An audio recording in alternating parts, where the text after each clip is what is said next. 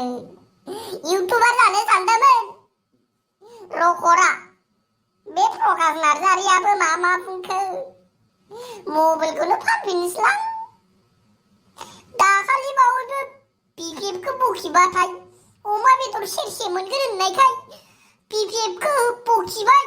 ओइ रखरा होसो जाबायसो अय मा जाखोलै बेलाय ओइ बुन्था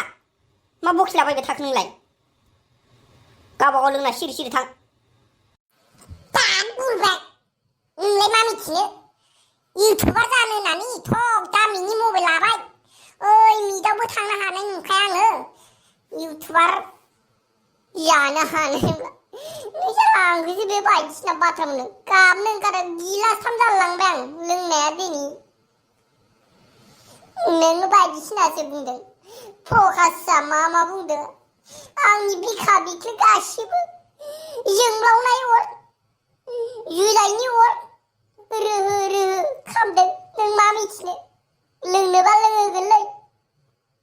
फैसा लायाबा बुंबा बुंखा इउटुबनि गरनैसो मोननाय दङ ओइ आं नोंखौ ओरैनो खिलायनासो बुंदोलै बुन्था भाइ आं मिन्थिखागौलै बुन्था भाइ बे प्रकाशआ अभार स्मार्टखा लेभेलानो बारा जाबाय इउपिपिएलनि सापर्टारसोलै बियो राजखान्थिनि गरसे गरनै मोनजादों नालायब्रा आच्छा बुन्था भाइ नों आंखौ लोंहोमारगोनबा फंनैसो बाथ्रासो बुंबावगोन आङो प्रकाशनि फारसे लोंहोगोनब्रा लोंहोगोन मा बुंनो थाल्ला बुङा मानो बुन्था भाइ बे प्रकाशआ